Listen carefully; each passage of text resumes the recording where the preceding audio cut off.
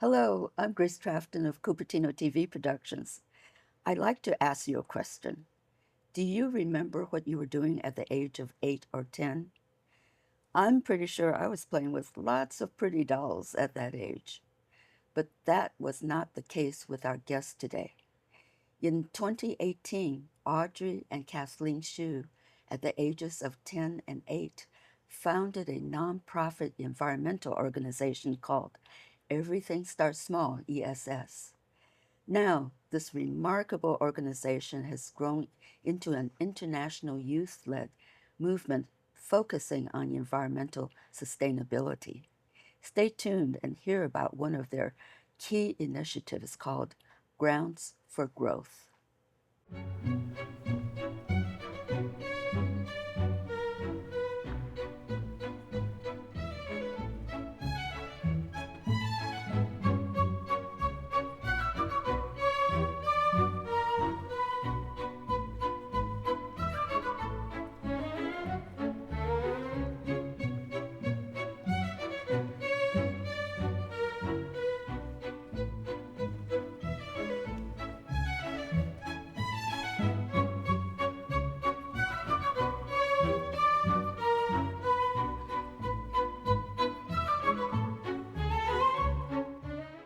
First, please tell us about Everything Starts Small, ESS, and what motivated you to take action and start this organization at such a young age.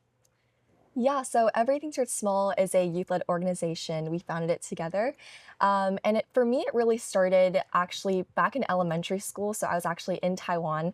Um, I grew up largely in Taiwan and then we moved to the United States. And back then I realized that there actually was such a lack of leadership positions for youth. Like I was involved slightly with Girl Scouts, but even there, students really couldn't take initiative to decide on what you wanted to do and how you wanted to give back to your community. And at the same time, I was learning about climate change. And what's interesting about that is that I actually learned about climate change on accident. It wasn't something that was taught to me by my class, by my school, by an adult. It was something that I actually stumbled upon on accident just through reading in the library. And At the age of 10, you were doing yes, this. I was like reading, and then I found out about this, and it was such a shocking moment for me because if it's such a huge issue, why aren't people talking about it? And then also, why aren't schools equipping youth and showing us how to advocate for ourselves? And so it was through seeing that huge lack of both climate literacy as well as just resources for youth that we wanted to just come together, just form like a cool like outside of school club and do events together. And so we've been able to grow international. How about you, Kathleen? So like Audrey, I also saw that there was a really severe lack of leadership positions for youth. And what really got me into climate change was Audrey, she introduced the idea to me, but what really triggered, I guess, my personal environmental journey was I remember really vividly in fourth grade, this was after I moved to the United States, I was on the school field trip to the Great Salt Lake, and essentially a tour guide was telling me about how this entire lake, it was a source of vitality for so many ecosystems and communities, but essentially it was set to disappear completely within the decade. And that was really shocking to me. And it left a really memorable impression. It really showed me, it gave me a firsthand experience of, how big of a deal climate change is. It's impacting communities, it's impacting real people. And that really was a pivotal moment and helped me find a passion for the work that I do at ESS today. What is the mission of ESS? Yeah, so the mission of Everything Starts Small is to empower youth all across the globe to do the environmental initiatives and combat the environmental issues that they see in their respective communities. And I would say that huge drive for that really comes from, I guess, my personal experience. As a young environmentalist growing up, I did feel quite discouraged a lot of the times, whether it be from relatives, from friends, from classmates. I even got, laughed at as a young child growing up. I was quite insecure about it when I was really young, actually. And my whole goal and our goal with this organization is to provide that support and provide that home base for environmentalists all across the world. Um, And similarly, I've been able to meet a lot of other youth who tell me that, they want to work on climate change. They'd reach out to me and they want to do something, but they don't even know how to get started because it's such a huge Right. issue. So we're really there to, provide resources with them, to, partner with them, to coach them on how to lead initiatives, how to start things, and really, provide them with the set of skills and resources to go out to their community and make tangible change.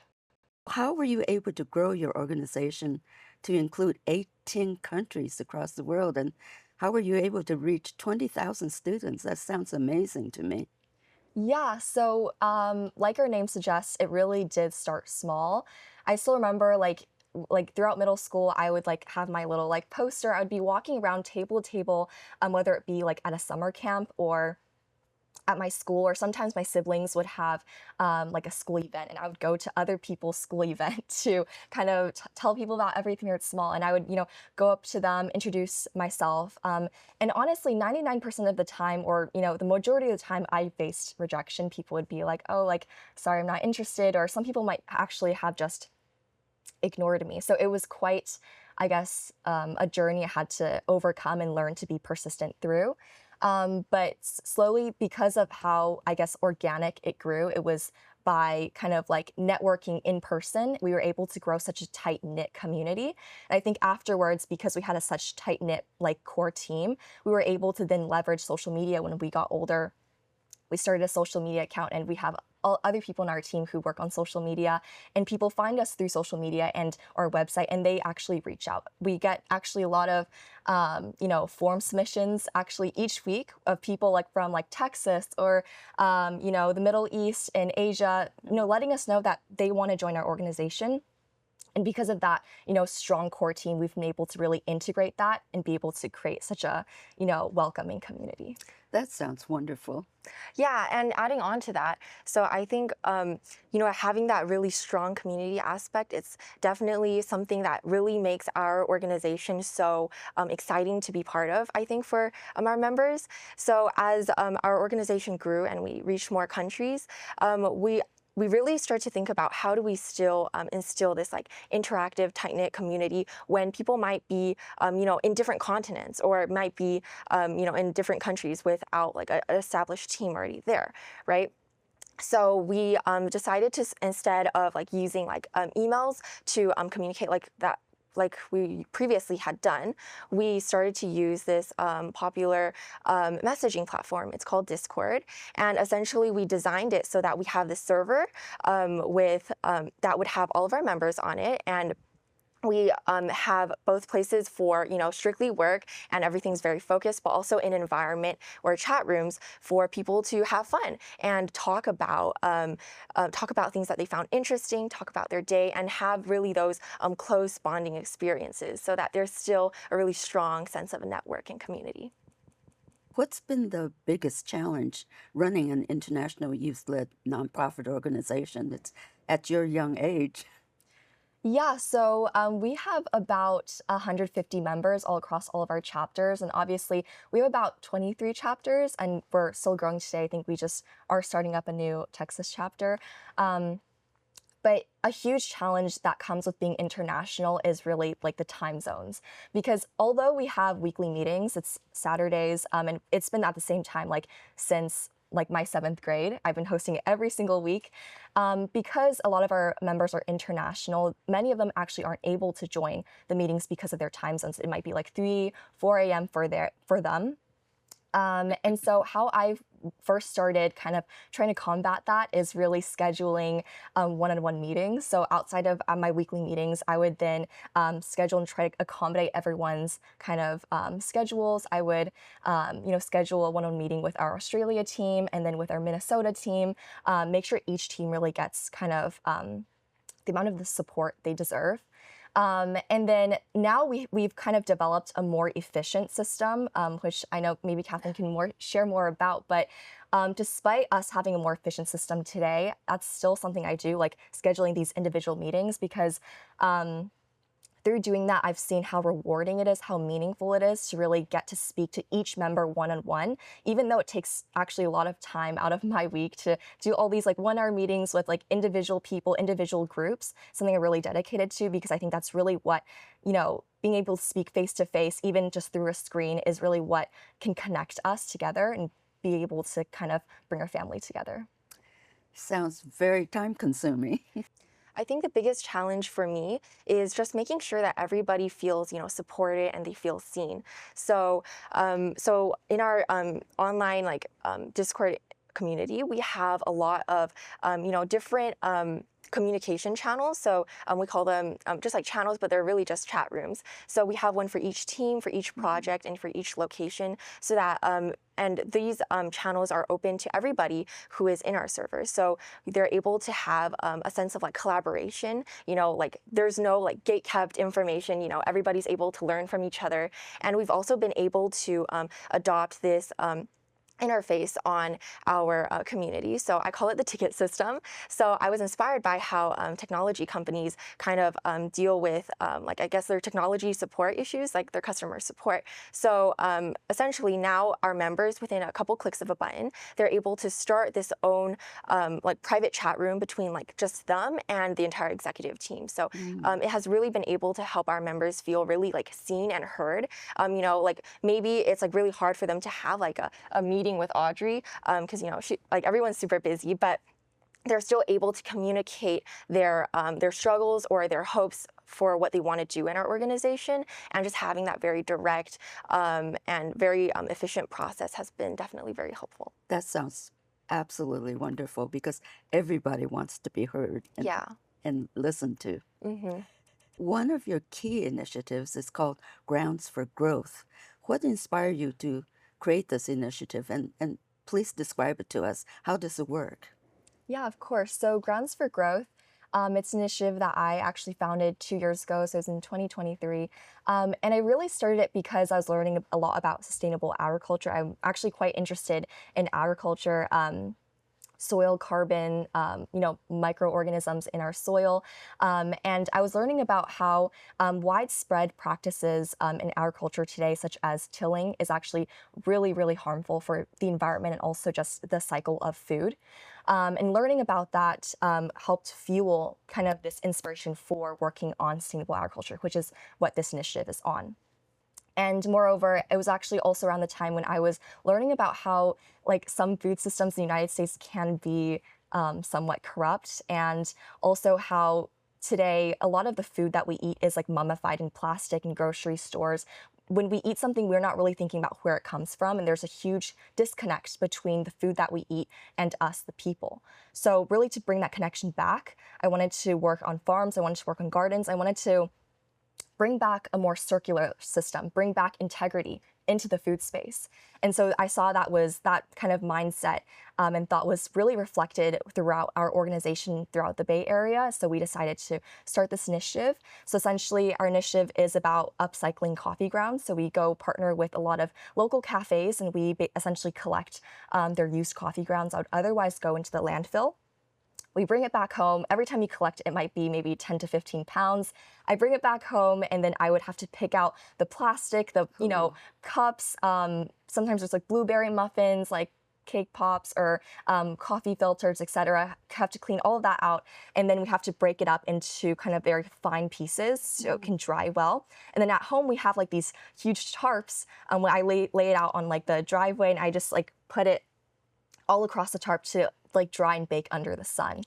And then after, I would turn it, a couple times an hour, make sure it's thoroughly dried. And then after maybe 2 to 3 days, when it's all ready, then we would bring it to home gardeners. So we've been able to work with actually over 500, individual gardeners throughout the Bay Area. We've also worked with a lot of schools that have gardens. We do a lot of like sustainable agriculture education, also leadership education. And then we also work with actually farms here in the Bay Area where the produce goes to local food banks and communities that need the food. Sounds like so much work. Yeah, it definitely is. It's a lot of kind of like manual work, but I find it very, very fulfilling.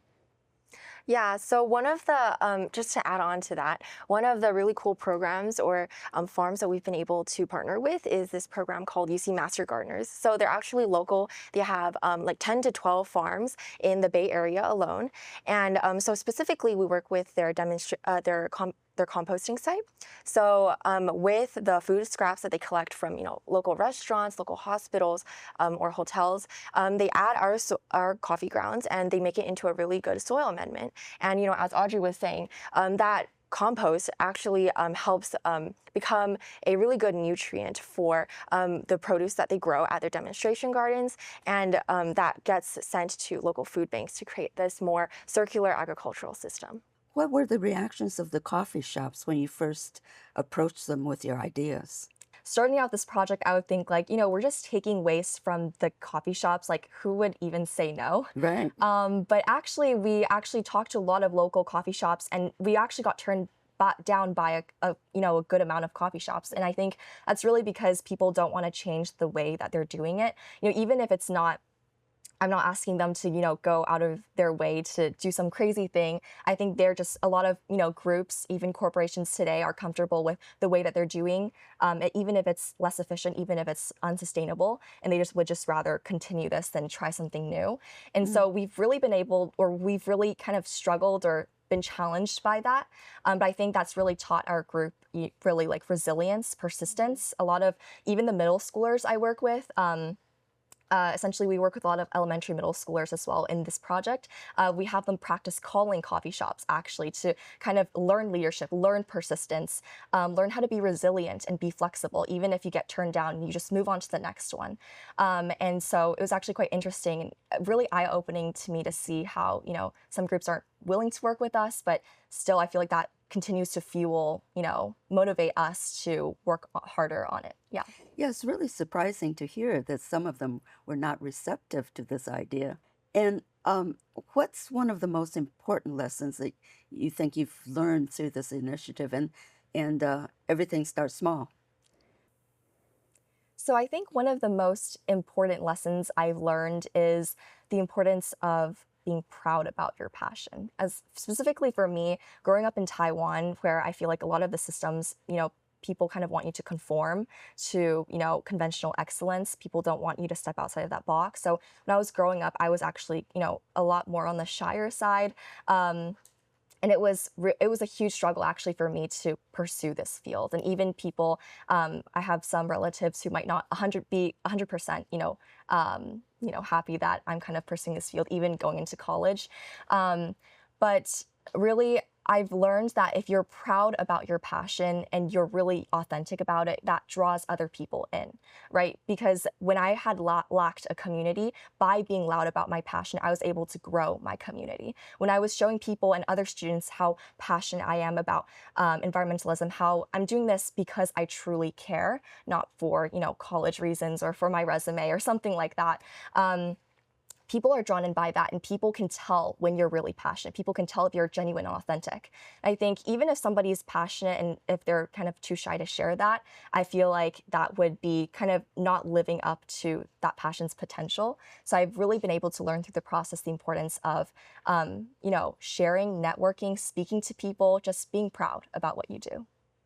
And how about you, Kathleen? Yeah, so for me, I remember when I was a kid, I always used to be I was very shy. I didn't really know how to talk to people, but then I would see Audrey, making partnerships, talking to business owners, and I would feel I felt really intimidated by it. It didn't feel like something I could ever do. But what I really learned through my work is that really they're a lot more capable than one might think, and you really just have to keep believing in yourself. I started reaching out to actual business owners, talking to people about making partnerships, and I realized it wasn't actually as scary as I thought it would be, when I was a kid. So just really the power of youth, and that if you really just truly believe in yourself and keep trying at it, then anything is really possible. That's really good to hear. I bet it was really helpful to have an older sister as a role model. Yeah, it was definitely. Yeah. What do you think motivates young people to participate in this kind of project, and what does it mean to them?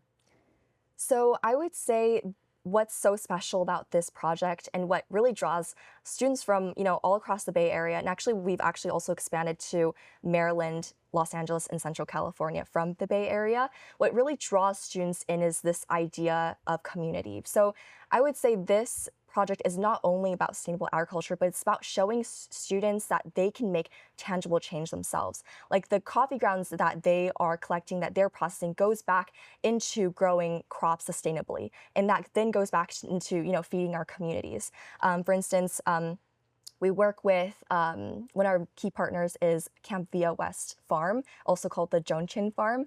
We've actually been there like almost every day throughout the summer, taking care of radishes, crops, like tending to the vegetables, really learning how to kind of be there and be with the community. And we've been able to bring students to that farm as well. So being able to do that, I feel like draws people into the project, makes people feel like they're a part of a community, and makes people really believe in themselves. Wonderful. And now I think you would like to show us some of your other team members. So let's watch the video. Hi, my name is Jace, and I am a part of Everything Starts Small, working on the Grounds for Growth project. Hi, I'm Chloe. Hi, my name is Aruni. Hi, I'm Hasanishri. Hi, my name is Eugenie. Hi, I'm Pia. I'm Emily. Even before joining Everything Starts Small, I was already really interested in the outdoors. Whenever I'd go hiking, camping, or canoeing and such, I'd always be really interested in seeing the plants around, understanding how the environment worked, and everything of the sort. However, I really didn't know how to advocate for it. I knew little about climate change, and all that I did know, I didn't know how to act upon it and how to make the world a better place with that knowledge. So because of that, I wanted to get involved with environmental advocacy, which is why I joined Everything Starts Small. I also joined ESS in general because I really like the idea of starting small initiatives and growing them into something bigger and just making change in your local community. That was something that was really important to me. Being able to go to different schools and work on their gardens with students was extremely fun, as it was great seeing their faces light up as they realized how something as simple as coffee grounds could do so much for their gardens. I really loved being able to work with them. It meant a lot getting to talk to farmers in person, going out into the community. And it also showed me a lot of resilience because, not all farmers wanted to be a part of the project, which is totally okay. So we met with a ton of people. We went to coffee stores. We've dried and packaged and redistributed hundreds and hundreds of grounds. And just going out into the community, seeing people in person and handing it to them has meant a lot to me. And it's been amazing to see how the initiative has grown from its early stages years ago, and how we keep expanding, we keep doing what we're doing, and I love it. I feel motivated to do it because I can see the difference that it's been making. And I've seen when I go to collect the coffee grounds, I see a lot of times that they're just being thrown away. And I think it's really cool to see myself making a change in the community. Being part of this project has taught me how to appreciate the trial and error process. A lot of times when I collected grounds, they got moldy, so I had to restart the whole process again. But overall, it's taught me how to keep going despite setbacks. It has taught me the importance of being persistent, resilient, and sticking with a schedule or a program. Yes, the task can be tedious at times, but I've learned when you make a commitment, you do whatever you can to succeed in your goals, even if it does take a long time to achieve them. And by being patient, we were able to meet so many great people, and I was able to grow and learn from them. And also doing the Coffee Grounds project and going to coffee shops has allowed me to be more confident, and it has increased my love for the environment. And I'm very proud of how we stuck together and worked as a team to, invest in our community and grow our project and, commit to making our community a better place. And I've been here for almost 4 years now, and I think the thing that's always stuck with me about this organization is how we as a community can bond with each other and work together, even though we're online most of the time. I've been able to meet people from all over the world, from literally like in Taiwan, which is amazing. And even though we don't get to see each other in person a lot, whenever we do come together, I feel like I'm among old friends. And I think that's something that's super rare, and you don't get to see that in a lot of online organizations. So yeah, I'm very happy to see how far we've gone and how much we've grown over these past couple of years. And I can't wait to keep on working with my community to further our initiative. I'm just really glad to have this opportunity to learn and grow. Thank you. What is your vision for the future of Grounds for Growth? So I think one thing that we really want to work at for this Coffee Grounds project is really establishing like a strong network of cafes who are willing to partner with us and are okay with giving out coffee grounds, because as Audrey was saying, sometimes it's really hard when you're just reaching out to individual coffee shops and they're just like, oh, like we can't give you any, right? So just making things like a lot more systematic, I feel like that would really help us reach a lot more communities and make a bigger impact. Wonderful, wonderful. I think for me, I totally agree. I think it would be amazing if we could be able to upscale this. So far, we've been able to collect and distribute around 8,000 pounds over the 2 years. I don't know if that sounds like a lot, but it is a lot. That sounds a lot. It is a lot. But that's over like weeks and weeks, years, like 2 years of work. And so I really hope that we'll also be able to systematically expand it, or be able to expand it to a lot more communities.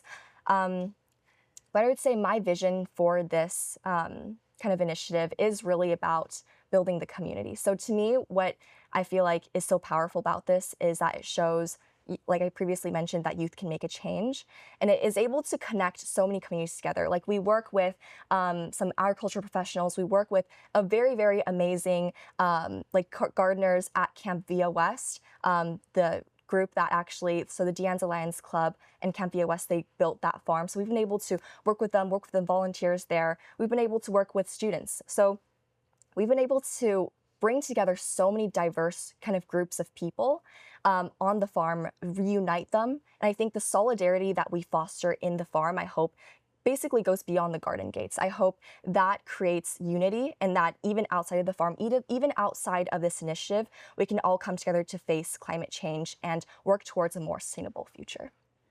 Well, thank you both so much for being with us today and for sharing your absolutely remarkable journey. Thank you. Audrey and Kathleen's work is such an awesome reminder that little steps can really make a big difference, and how empowering young people can drive solutions to some of our biggest global challenges. We're excited to see how this program will continue to grow and inspire future generations. Thank you for being with us today. See you next time. Bye-bye.